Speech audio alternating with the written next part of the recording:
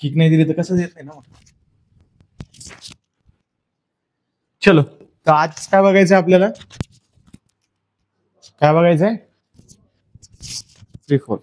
So what the meaning of free fall, पहिले हे समजून घ्या फ्री फॉल काय असतं. आता एक गोष्ट लक्षात ठेवा, एखादा ऑब्जेक्ट जर का अर्थ सरफेस पासून एका पर्टिक्युलर हाईट वरती आहे, ठीक आहे, कन्सिडर करा की आपण कोणत्या फ्लोअरवरती बसलेलो आहे, सेकंड फ्लोअरवरती बसलेलो आहे. आपण ज्या सेकंड फ्लोअरवरती बसलेलो आहे, पण आपण कोणत्या फोर्सने अट्रॅक्ट केलं जातं, ग्रॅव्हिटेशनल फोर्स. कुठे अट्रॅक्ट केलं जातोय, खाली, बरोबर, towards the centre of earth. म्हणजे अर्थच्या सेंटरकडे आपण काय करतोय, अट्रॅक्ट केलं जातोय. पण आपण अर्थच्या सेंटरवरती पडू लागलो का, नाही. का नाही पडत आहे, कारण की आपण ज्या फ्लोअरवरती बसलेलो ते कव्हर आहे, तिथून आपल्याला एक सपोर्ट भेटतोय. आता असं कन्सिडर करा की एखादा बॉल आहे, तो बॉल काय केलेला आहे, एका टेबलवरती ठेवलेला आहे, ठीक आहे, असं टेबलवरती तो ठेवलेला आहे. आता त्याच्यावरती ग्रॅव्हिटेशनल फोर्स लागणार, बरोबर, रेकॉर्डिंग चालू आहे, त्याच्यावरती काय करणार, ग्रॅव्हिटेशनल फोर्स लागणार, जो की असेल सेंटर ऑफ अर्थ कडे, बरोबर. पण त्याला अपोज करण्यासाठी टेबल काय करणार, एक फोर्स त्याच्यावरती लागणार, जेणेकरून तो खाली पडणार नाही. म्हणजे कन्सिडर करा, जो ग्रॅव्हिटेशनल फोर्स आपण म्हणतोय तो F1 आहे, आणि जो टेबल फोर्स लावतोय तो F2 आहे. तर हे दोन्ही फोर्स एकमेकांना कसे आहेत, सारखे आहेत. म्हणून तो ऑब्जेक्ट कसा आहे, तिथं स्टेबल आहे, बरोबर. इथपर्यंत गोष्ट कळते, ठीक आहे. आता काय केलं मी, हा F2 काढून टाकला, म्हणजे टेबलचा फोर्स निघून गेला निघून. मग आता बॉलची कंडिशन काय होईल, खाली पडत. का खाली पडत, due to the F1 force which is gravitational force. कोणाच्या फोर्समुळे खाली पडत, ग्रॅव्हिटेशनल फोर्समुळे. म्हणजे तो कशामध्ये येईल, ऍसेलरेशन मध्ये येईल, ऍसेलरेट होईल. इथपर्यंत गोष्ट क्लिअर आहे, समजते. आता फ्री फॉल कंडिशन काय असते, when an object only acts under the influence of gravitational force. म्हणजे ज्या वेळेस एखाद्या ऑब्जेक्ट वरती फक्त ग्रॅव्हिटेशनल फोर्सचाच प्रभाव असेल, त्यावेळेस त्या ऑब्जेक्टला काय म्हणतात, फ्री फॉल कंडिशन म्हणतात. सर समजलं नाही. आता हे बघा, हातामध्ये काय, पेन आहे, हात काढून घेतला, त्याच्यावरती कोणता फोर्स लागतोय, ग्रॅव्हिटेशनल फोर्स लागतोय, ठीक आहे. पण त्याला बॅलन्स करण्यासाठी मी काय केलंय, हाताचा इथे यूज केलेला आहे. इथपर्यंत गोष्ट क्लिअर आहे. आता कन्सिडर करा की हा पेन जसेल तसाच आहे, फक्त मी हात काढून घेतला, मला याला ढकलायची गरज पडली, तो आधी स्टेबल होता की धक्का दिल्यानंतरच खाली पडला, असं काही कंडिशन आहे का, नाही. मग हा कोणाच्या अंडरमध्ये ऍक्ट करत होता, फक्त ग्रॅव्हिटेशनल फोर्सच्या. म्हणजे ग्रॅव्हिटेशनल फोर्समुळे तो काय झाला, ऍसेलरेट झाला, आणि त्याची काय झाली, ऍसेलरेशन ड्यू टू ग्रॅव्हिटी म्हणू शकतो आपण, की ऍसेलरेशन ड्यू टू ग्रॅव्हिटी त्याच्यावरती ऍक्ट झाली, under the influence of gravitational force. मग फ्री फॉल कंडिशन काय सांगते, whenever the object moves under the influence of the force of gravity alone, ग्रॅव्हिटीच्या फक्त नुसत्या ग्रॅव्हिटीच्या फोर्सच्या अंडरमध्ये जर का एखादा ऑब्जेक्ट इन्फ्लुएन्स होत असेल, आणि जर का त्याच्यावरती फक्त ग्रॅव्हिटेशनल फोर्स लागत असेल, तर असल्या कंडिशनला काय म्हणतात, फ्री फॉल कंडिशन. मग आता आपल्याकडे 3-4 गोष्टी आहेत, ठीक आहे. मी पहिली गोष्ट घेतो की एखादा बॉल मी ड्रॉप केला हाईट वरतून.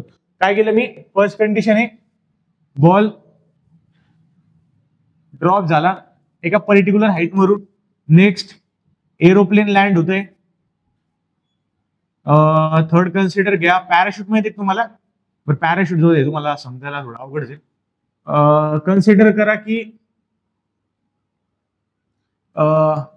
सपोज दोन्ही कंडिशन घ्या, एक बॉल ड्रॉप आहे, एक एरोप्लेन आहे. आता याच्यामध्ये कोणती कंडिशन फ्री फॉलची कंडिशन आहे, बॉल ड्रॉप. एरोप्लेनची का नाही, कारण की त्याची स्पीड मॅनेज केली जाते. हेवी ऑब्जेक्ट आहे, काय हेवी ऑब्जेक्ट आहे. आता तुम्हाला ऐकून म्हणजे हे होईल, हसू येईल, की अरिस्टॉटल नावाचा एक सायंटिस्ट होता. कोण होता, अरिस्टॉटल. अरिस्टॉटलने काय केलं, त्याने एक स्टेटमेंट दिलं, की त्याने सांगितलं, की तुमच्या सिलेबसमध्ये नाहीये, हेवियर ऑब्जेक्ट जे असतात,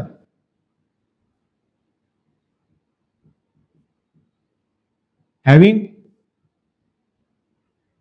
हाय ग्रॅव्हिटेशनल फोर्स, त्याचा मिनिंग असा होता की जे ऑब्जेक्ट जड असतात त्या ऑब्जेक्ट वरती ग्रॅव्हिटेशनल फोर्स कसा असतो, जास्त असतो. त्यांनी हे सांगितलं. फर्दर 2000 वर्षानंतर गॅलिलिओ नावाच्या सायंटिस्ट, गॅलिलिओ माहित असेल ना, तुम्ही 9th ला शिकले गॅलिलिओ. गॅलिलिओने ते स्टेटमेंट मोडून काढलं आता कसं ओढून काढलं? फ्री फॉल मध्ये आपण 2 कंडिशन घेऊ, दोन्ही कंडिशनची स्टडी करू. मी एक काल असंच याच्यावरती युट्यूबवरती बघत होतो, अरिस्टॉटलची स्टोरी भेटली मला. मग असंच तुमचे 2-4 टीचरचे व्हिडिओ बघितले 10च्या. घंटा म्हणजे सिम्पल लँग्वेज मध्ये सांगायला गेलं, तुम्ही जर का 11वी-12वीला गेले इन फ्युचर, तर जर का तुम्ही सायन्स स्ट्रीम घेतली तर तुमचं हे सायन्स 3 पार्ट मध्ये डिवाइड होतं. कोणत्या? एक असतं फिजिक्स, सेकंड असतं केमिस्ट्री, आणि थर्ड असतं बायोलॉजी. हे 3 पार्ट मध्ये डिवाइड होतं. आता बायोलॉजीचे पण नंतर फर्दर 2 पार्ट्स पडतात, आणि याचे पण 2 पार्ट पडतात, म्हणजे हायर कोचिंग क्लासेस मध्ये. जसं की याचं पडतं बॉटनी, आणि याचं पडतं झुलॉजी. याचं पडतं ऑर्गॅनिक केमिस्ट्री आणि इनऑर्गॅनिक केमिस्ट्री. फिजिक्सचे पण पडतात, पण बहुतांश ठिकाणी मी बघितलं नाही फिजिक्सला 2-2 टीचर्स म्हणून शिकवायला. मग तुमचे टीचर्स किती झाले? 1, 2, 3, 4 आणि 5. म्हणजे तुम्हाला 11वी-12वीला फक्त सायन्स शिकवायला किती जण आहे? 5 जण आहे. आणि इथे सायन्स शिकवायला किती जण आहे? 1च जण आहे, बरोबर. मग आता काय असतं की 5 जणांची डोकं 5 डायरेक्शननी चालतं, म्हणजे त्यांची 5 जणांची वेगळी पद्धत असते शिकवण्याची. पण तुम्ही 10वी पर्यंत किती पद्धतीला टॅकल करता? सिमिलर एकच पद्धतीला टॅकल करता, कारण की तुम्हाला शिकवायला किती टीचर्स आहे? एकच टीचर आहे. मग अशा कंडिशन मध्ये काय होतं की ज्या वेळेस तुम्ही हायर स्टडीज करायला जाता, सपोज 11वी-12वीची नीट, JEE वगैरे करायला तुम्ही जेव्हा जाता, त्यावेळेस तुमचं काय होतं, थोडं माइंड चेंज होऊन जातं. का चेंज होतं? तुम्हाला तो सिलेबस हार्ड वाटतो. का हार्ड वाटतो? कारण की तुमचं 9-10 जे असतं ना, ते कव्हर झालेलं नसतं व्यवस्थित. त्याचं फाउंडेशन जे असतं, जो बेस असतो, तोच पक्का झालेला नसतो तुमचा. आणि का झालेला नसतो? कारण की टीचर्स, जेवढे टीचर्स मी बघितले क्लासेसचे, विदाऊट एक्सपेरिमेंट काही पण घेतात. आता आपल्याकडे समजा एक्सपेंडिचर नाही, आपण तेवढं मनी खर्च नाही करू शकत की तुम्हाला प्रत्येक रिएक्शन इथं आणून म्हणजे करू शकू, ऍपरेटस वगैरे आणून इथं रिएक्शन परफॉर्म करू शकू. बट होईल पॉसिबल तेवढं आपण करण्याचा प्रयत्न करतो. पण बहुतांश टीचर काय करतात? जस्ट थेरॉटिकल घेतात. आता एवढं लिहून दिलेले याची PPT तयार असते लॅपटॉप वरती, टॅबलेट वरती, ते वाचून सांगणार whenever the object move under the influence of the force of scientific condition of recoil. झालं. समजे बच्चे बच्चे होते, समजे झाली इथपर्यंत. पोरांना माहित असतं की पेपरमध्ये विचारलं फ्री फॉल काय, 2 मार्क लागलं, डेफिनेशन लिहायची आणि मोकळं व्हायचं. पण मग नंतर हीच रट्टा गेलेली डेफिनेशन जेव्हा फिजिक्स मध्ये फ्री फॉल म्हणून येते, आणि मग जेव्हा तिथं प्रश्न पडतात, so tell me what is the free fall, मग काय म्हणतात? Under the influence of the gravitational force. झालं, इथपर्यंत फ्री फॉल मर्यादित का? नाही. पण मग हे तुमचं चुकतं कुठं? 10thला. कुठं? 10thला. तुमचा 10thला बेस पक्का झालेला असतो का? नाही. मग हेच कारण आहे की एखादा सब्जेक्ट इतका लेंथी लांबवायचा, म्हणजे एक व्हिडिओ जर काही आपण रेकॉर्ड करतोय, त्या व्हिडिओला बंद केल्यानंतर आपल्या क्लासमध्ये काय चालतंय आपल्यालाच माहिती. समजतंय का मला काय सांगायचंय? सो प्रॅक्टिकल पॉइंट हा आहे की एवढं एखाद्या पॉइंटला लांबवण्याचं रिझन काय की हे तुम्हाला जर का एखादी डेफिनेशन जरी नाही आठवली, आणि काही नाही, 10वीचे जे बोर्डचे पेपर चेक करतात ना, ते काही लगे हे नसतात, आईन्स्टाईन नसतात, ते बी आपल्यासारखेच असतात. त्यांना जर इंग्लिश बी कळत नाही, एक गुटख्याचं पुढी घेतली की चलो हा चेक करणे बाय इथपर्यंतच बऱ्याच येते. कित्येकांच्या शाळेमध्ये तर सायन्स विषय घेत पण नाही. तुमची शाळेची कंडिशन आहे. 2 शाळांमध्ये असा विषय की 3 दिवसात एक चॅप्टर होतो. सायन्स ही गोष्ट 3 दिवसात शिकण्यासारखी नाही. मी आधीच तुम्हाला सांगतो, सायन्स ही गोष्ट शिकण्यासारखी नाहीये. त्याच्यामध्ये आणखीन मॅजेस्टी, आणि मी तर खूप छोटा माणूस आहे त्या गोष्टीला समजून सांगण्यासाठी. तुम्ही जर का कुठे IIT, एम्स वगैरे सारख्या ठिकाणी नंबर लावायचा टीचर्सकडे शिकतायत, की जसं की सपोज आहेत भरपूर टीचर्स आहेत, फिजिक्सवाला आहे, एक प्लॅटफॉर्म आहे, वेदांतू आहे, अनअकॅडमी आहे, त्याच्यावरती टीचर्स बघितले ना, बाप आहेत, बाप म्हणजे बादशाह लोक आहे, डायरेक्ट बादशाह. एक आता अलक पांडे सर झाले ते फिजिक्सवाल्याचे, ते एक पंकज सर म्हणून एक केमिस्ट्रीला आहे, फिजिक्सवाल्यामध्येच आहे. आणखीन 1-2 जण आहेत, म्हणजे त्यांची नावही मला MD सर म्हणून एक आहेत, खूप जण आहेत. म्हणजे त्यांच्याकडून जर तुम्ही शिकले ना, तुम्ही आता, मी तर म्हणतो तुम्ही आता MBBS डॉक्टर नाव समोर लावलं तरी काही हरकत नाही, इतके भारी शिकवतात ते लोक. त्यांच्या समोर तर आपण काहीच नाही, म्हणजे काय म्हणतात ते, एवढ्या मोठ्या समुद्रातून ग्लास पाणी काढल्यासारखे. सो मेन टॉपिक काय आहे की सायन्स कन्सेप्ट ज्यावेळेस तुम्ही शिकता त्यावेळेस तिला थोडं असं इलोबरेट करून शिका. म्हणजे फक्त रट्टा मारायचा आहे की बाबा झालं पेपरमध्ये एवढं जायचं 90% मार्क घ्यायचे झाला सायन्स, इथपर्यंत मर्यादित ठेवू नका. सायन्स खूप खूप ब्रॉड आहे. हा, तुम्हाला जर वाटत असेल की सर सायन्स जमत नाही, कॉमर्समध्ये जायचंय, मग तुम्ही रट्टा मारा, काय हरकत नाही. पण 10वीला टर्निंग पॉईंट काय म्हणतात, तर टर्निंग पॉईंट याच्यामुळे म्हणतात की इथून तुम्हाला तुमच्या ब्रांचेस निवडायचे आहेत. आणि 10वी ही अशी स्टेप आहे, ते आता समजा एक रोड असेल, असा असा एक रोड आहे, त्याला 2 फाटे फुटतात असे, किंवा मल्टिपल फाटे फुटतात. तर 10वी हा तुमचा टर्निंग पॉईंट आहे. तुम्हाला इकडे जायचंय का इकडे जायचंय हे तुम्हाला इथे डिसाईड करावं लागतं, आणि त्याच्या बेसिसवरती अभ्यास करावा लागतो, आणि त्याच्या बेसिसवरती तुम्हाला स्कोर आणावा लागतो.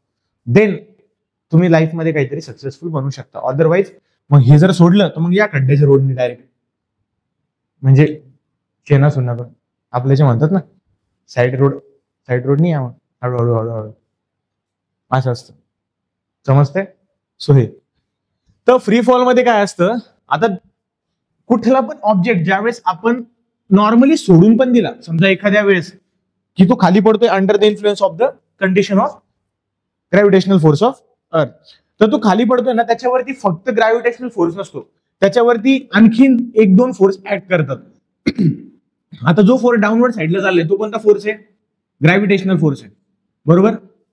पण त्याच्यावरती अपोजिट फोर्स लावणारे पण 1-2 फोर्स आहे. जसं की मी वरती नाव दिलेले frictional force due to the earth, म्हणजे एअर काय करते, याला एक फ्रिक्शनल फोर्स अप्लाय करते. जर का तो जसं जसं खाली जातोय, असा जसा ऑब्जेक्ट खाली जातोय, तसं तसं एअर काय करते, त्याला अपोज करते की खाली येऊ नको म्हणून. नेक्स्ट आहे बायोंट फोर्स. तुम्ही 8वीला शिकला होता, 8वीला मीच तुम्हाला शिकवलं होतं बायोंट फोर्स काय असतो म्हणून. काय, आपण एक पाण्याचा डबकं घेतलं होतं, त्याच्यामध्ये बॉल टाकला होता, आता पाणी बाहेर आलं होतं. आपण म्हणलो होतं जेवढं बॉलचं मास आहे तेवढंच पाण्याचं वेट बाहेर येणार आहे. शिकलो होतो की नाही? बास, हेच तर आहे ना, मग इथंच तर चुकता ना तुम्ही, इथंच तर आहे ना सायन्स तुमचं. तर 2 फोर्स किंवा मल्टिपली खूप सारे फोर्स ऍक्ट करतात, पण आपल्याला 2 फोर्स सोबत टॅकल करायचे. पहिला फोर्स कोणता आहे? फ्रिक्शनल फोर्स, आणि दुसरा फोर्स कोणता आहे? बायोंट फोर्स. आता आपण 2 केसेस स्टडी करू फ्री फॉल मध्ये, जे की तुमच्या पुस्तकामध्ये नाहीये, पण आय थिंक तुम्हाला समजणं इम्पॉर्टंट. तर केस नंबर 1,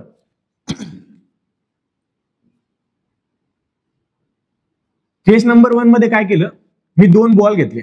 एक बॉल आहे, कन्सिडर करा, एक बॉल आहे 100 ग्रामचा. किती ग्रामचा? 100 ग्रामचा. आणि एक बॉल थोडा मोठा आहे, जो की 1000 ग्रामचा. किती ग्रामचा? 1000 ग्रामचा. आता मला एक सांगा, या दोन्ही बॉल पैकी कोणता बॉल लवकर खाली आहे? 1000 ग्राम वाला. काय 1000 ग्राम वाला? कारण की त्याचं मास जास्त आहे. आता कन्सिडर करा, आपल्याकडे मास आहे, आपल्याला काय काढायचं? वेट काढायचंय. वेट काय असतं? एक प्रकारचा फोर्स असतो. तो फोर्स कशाने डिनोट करतो आपण? F is equal to ma. आता यांना खाली काढायचंय, म्हणून इथं समजा ऍक्सेलरेशन जागी आपण जी ची व्हॅल्यू काढू, ऍक्सेलरेशन ड्यू टू ग्रॅव्हिटीची व्हॅल्यू. मग फॉर्म्युला काय तयार झाला? F is equal to mg for ball A. पहिल्या बॉल साठी आपण काय करू? आपण वेट काढू. F is equal to mg, mass किती आहे? 100 ग्राम, आणि ऍक्सेलरेशन ड्यू टू ग्रॅव्हिटीची व्हॅल्यू किती असते? 9.8 मीटर पर सेकंड स्क्वेअर. आता इथे आपण कन्सिडर करू अल्टिमेटली 10 आहे. किती आहे? 10. तर आपण इथे काय घेतली व्हॅल्यू? 10 घेतली. तर वेट किती झालं रे याचं? 1000 न्यूटन, बरोबर. ठीक आहे. वेट कशामध्ये मोजतात बाळांनो? कशामध्ये? अरे न्यूटन मध्ये ना, आई जसं दिलं ना, बापरे. मग वेट फोर्सच एक प्रकारचा. हा हा ना सर, तेच आहे ना सर, तुम्ही ऐकलंच नाही sir. F is equal to mg. मग आता सेकंड बॉल साठी फोर्स किती येईल? मास किती आहे? 1000 इंटू ग्रॅव्हिटेशनल ऍक्सेलरेशन किती येईल? 10. वेट किती आलं? 10,000 न्यूटन. ठीक आहे. म्हणजे वेट कोणाचं जास्त आहे? बॉल बीचं. कोणत्या बॉलचं? बी बॉलचं. मग आता मला गोष्ट सांगा की जर का ह्याचा वेट जास्त आहे आणि ह्याचा वेट कमी, तर कोणता ऑब्जेक्ट लवकर खाली येईल? बॉल बी. पण जर का मी इथं म्हटलं की दोन्ही ऑब्जेक्ट किंवा दोन्ही बॉल सेम टाइमला खाली येईल, तर सर असं कसं शक्य आहे? असं तर शक्यच नाही. हे कसं काय जमल? आता कन्सिडर करा की दोघांचे आपल्याला ऍक्सेलरेशन काढायचे. ठीक आहे. ऍक्सेलरेशनचा फॉर्म्युला काय येईल? F is equal to ma. Acceleration काय येईल? Acceleration is equal to m upon f, mass upon force, बरोबर. हे जर चुकतंय का?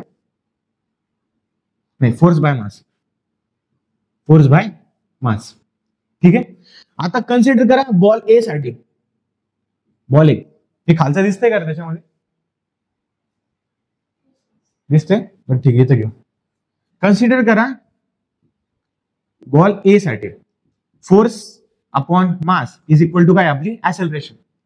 इथपर्यंत गोष्ट क्लिअर आहे. फोर्स किती आला बॉल एचा? 1000. मास किती आहे त्याचं?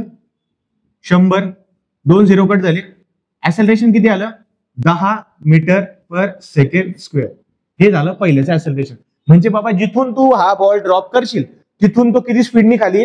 10 मीटर पर सेकंड स्क्वेअरनी खाली. आता कन्सिडर करा बॉल बी चं. आता बॉल बी मध्ये काय आहे? A is equal to F upon M. A is equal to force किती येईल? 10,000. मास किती येईल? 1000. 3 0 कट करा. 1 2 3. ऍक्सेलरेशन किती आलं? 10 मीटर पर सेकंड स्क्वेअर.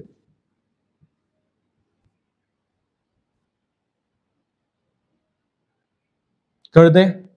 मग सर इथं फिनॉमिना लागतो कोणता? की बाबा जर तुम्ही म्हणताय की दोन्ही बॉल दिसायला सारखे नाहीयेत, दोन्ही बॉल फक्त स्पेरिकल शेपमध्ये, एक बॉल तर लय मोठा आहे आणि एक बॉल छोटा आहे, मग काय असतं? आपण काय म्हणलो होतो की ऍक्सेलरेशन ड्यू टू काय? आता हे बघा, फ्री फॉल कंडिशन डिपेंड कशावरती करते? ग्रॅव्हिटेशनल फोर्स वरती. म्हणजे बॉल खाली पडणार आहे सर्फेस पर्यंत, कोणाच्या इन्फ्लुएन्स मध्ये पडणार आहे? ग्रॅव्हिटेशनल फोर्सच्या. म्हणजे ऍक्सेलरेट होणार आहे, कोणामुळे होणार आहे? ग्रॅव्हिटेशनल फोर्समुळे. मग जी कशावरती डिपेंड करतो? मास वरती डिपेंड करतो सर, बरोबर आहे. पण मी काय म्हटलं होतं की सर त्याच्यावरती 2 फोर्स ऍक्ट करतात. मग ह्या बॉलचा जो सरफेस आहे तो कसा आहे? कमी आहे. ह्या बॉलचा सरफेस कसा आहे?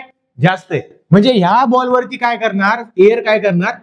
मॅक्झिमम फोर्स अप्लाय करणार. काय करणार? मॅक्झिमम फोर्स अप्लाय करणार. म्हणून याची जी स्पीड होती ह्याच्या कंपॅरिझन मध्ये जी की पटकन पडायला पाहिजे होती ती झाली का? नाही झाली. ती झाली का? नाही झाली. सर आता हे झालं तुमचं बॉलचं. आता जर का तुम्ही सरफेस चेंज केला तर काय होईल? सरफेस जर का सारखा घेतला, याचा सरफेस कसा आहे? मोठा आहे. याचा सरफेस कसा आहे? छोटा आहे. मग कन्सिडर केलं बाबा सर जाऊ द्या, सरफेस वेगवेगळा होता म्हणून दोन्ही बॉल सेम टाइम वरती खाली पडले. मग आता सरफेस जर वेगळा असेल तर काय होईल? द्या एक वही द्या. वही द्या नाही, रफ बुक द्या एखादी. चला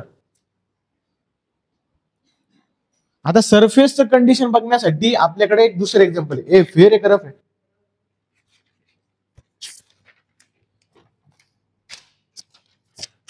दोन्हींचा सरफेस कसा आहे?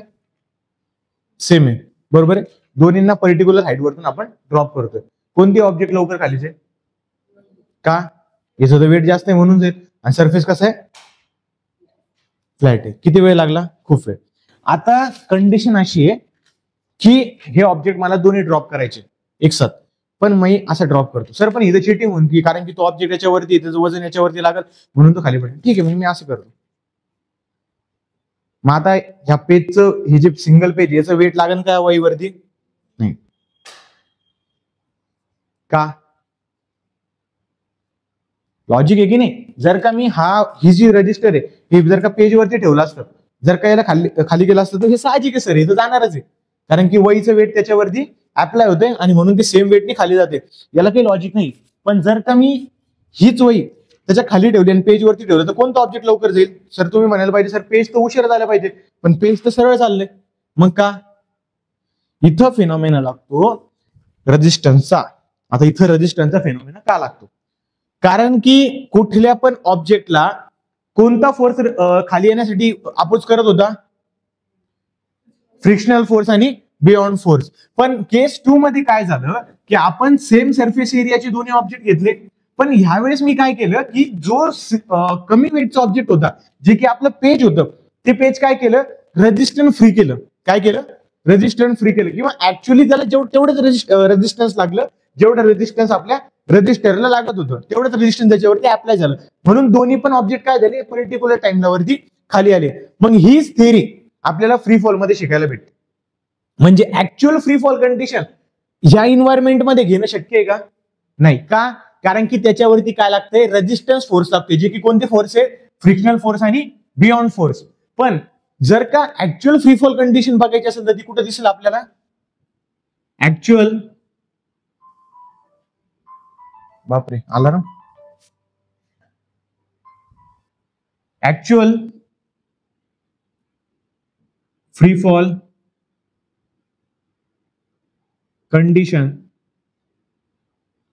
सीन ओनली इन कुठे व्हॅक्यूम मध्ये, म्हणजे जिथे कोणतीच हवा प्रेझेंट नाहीये, जिथे कोणताच रेझिस्टन्स फोर्स प्रेझेंट नाहीये, अशा ठिकाणला काय म्हणतात, व्हॅक्यूम म्हणतात. आणि त्याच कंडिशन मध्ये आपल्याला फ्री फॉल बघायला भेटेल. समजते, कळतंय? दोन्ही पण एक्झाम्पल बघितलं आपण. पहिला एक्झाम्पल काय बघितलं सर, मास आणि सरफेस एरियाचं. जेवढा जास्त सरफेस एरिया आहे तेवढा जास्त फ्रिक्शनल फोर्स लागणार, म्हणून तो ऑब्जेक्ट स्लोली खाली येणार. त्या कंडिशनमुळे काय झालं की दोन्ही बॉल सेम टाइमला खाली पडले. पण आता सर दोघांचे सरफेस एरिया तर सारखे, मास वेगळे, मग अशा कंडिशन मध्ये काय होणार की अशा कंडिशन मध्ये सरफेस एरियावरती जेवढं फोर्स लागते ते दोन्ही कंपॅरिझन मध्ये इक्वल असणार. पण फोर्स जास्त, जो ऑब्जेक्ट लाईटर असेल तो काय करत, इन्फ्लुएन्स जास्त होईल त्या फोर्सला, बियॉन्ड फोर्सला आणि एअर फोर्सला, म्हणून तो हळू खाली पडेल. पण ज्या फोर्सचं मास जास्त आहे तो काय करेल, एअरच्या फ्रिक्शनल फोर्समुळे डिस्टर्ब होईल का, नाही होणार. सेम येईल का. आता हे कसं कळालं आपल्याला, ज्यावेळेस आपण त्या पेजवरचं फ्रिक्शनल फोर्स किंवा जो बियॉन्ड फोर्स असेल तो रिमूव्ह करून टाकला with the help of covering it, त्याला कव्हर केला आपण आणि नंतर तो खाली पाडला, तर सेम टाइमला दोन्ही पण ऑब्जेक्ट काय झाले, खाली आले. याचा अर्थ असा की फ्री फॉलची कंडिशन फक्त आपल्याला बघायला भेटते कुठं, व्हॅक्यूम मध्ये. व्हॅक्यूम एन्व्हायरमेंट मध्येच आपल्याला फ्री फॉल व्यवस्थित बघायला भेटतो. अशा कंडिशन मध्ये फ्री फॉल बघायला भेटेल का, का नाही भेटणार, कारण की इथं दोन फोर्स ऑलरेडी प्रेझेंट आहे सर. कोणते कोणते, फ्रिक्शनल फोर्स कशामुळं, एअरमुळं, आणि दुसरा फोर्स बियॉन्ड फोर्स. कळतंय, समजतंय तुम्हाला, ठीक आहे. मग अशा कंडिशन, आता काय असतं, फ्री फॉल समजला ना व्यवस्थित, कळतंय. The free fall is the condition Wien the object influence by only gravitational force. म्हणजे हे ऑब्जेक्ट वरती फक्त जर का ग्रॅव्हिटेशनल फोर्स अप्लाय होत असेल त्या कंडिशनला काय म्हणतात, फ्री फॉल कंडिशन. कळतंय, समजतंय व्यवस्थित. तिन्ही पॉईंट समजले. The force of gravity due to the earth acts on each and every object, म्हणजे ग्रॅव्हिटीचा फोर्स हा प्रत्येक ऑब्जेक्ट वरती अप्लाय केला जातो पृथ्वीवरच्या.